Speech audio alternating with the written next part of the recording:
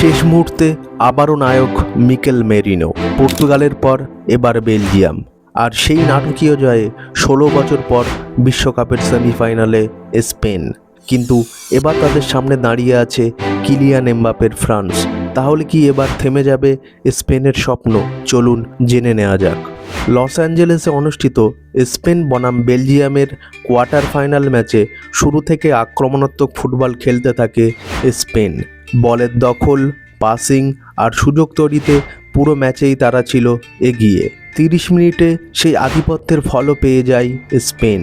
Danny অলমোর shot তিবো কর্তুয়া ঠেকিয়ে দিলেও ফিরতি বলে দুর্দান্ত ফিনিশ করে দলকে এগিয়ে দেন ফাবিয়ান রুইজ। তবে বেলজিয়াম এত সহজে হার মানার দল নয়।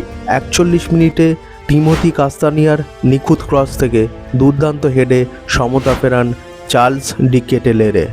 এই গোলের মাধ্যমে পুরো টুর্নামেন্টে প্রথমবারের মতো গোল হজম করে স্পেন, যারা এর আগে টানা 5 ম্যাচ ক্লিন শিট রেখেছিল।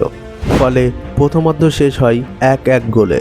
দ্বিতীয়ার্ধে স্পেন একের পর এক আক্রমণ চালালেও বারবার বাধা হয়ে দাঁড়াচ্ছিলেন বেলজিয়ামের রক্ষণ ও গোলকিপার। কিন্তু 72 মিনিটে চোট পেয়ে মাঠ ছাড়েন তিবো কর্তুয়া। তার বদলে মাঠে নামেন তরুণ গোলরক্ষক সেনে লামেন্স, আর সেখানেই বদলে যায় ম্যাচের ভাগ্য।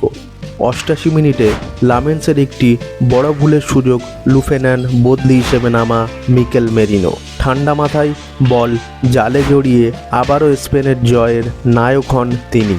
পর্তুগালের বিপক্ষে যেমন শেষ মুহূর্তে গোল করেছিলেন, এবারও ঠিক একইভাবে দলকে সেমিফাইনালের টিকিট এনে দিলেন তিনি। এই হারের মধ্য দিয়ে কার্যত শেষ হয়ে গেল বেলজিয়ামের সোনালি প্রজন্মের বিশ্বকাপ জয়ের স্বপ্ন। Kevin De Bruyne, Romelu Lukaku এবং তিবো কর্তুয়ার জন্য সম্ভবত এটাই ছিল শেষ বিশ্বকাপ। অন্যদিকে স্পেন এখন মুখোমুখি হবে ফ্রান্সের।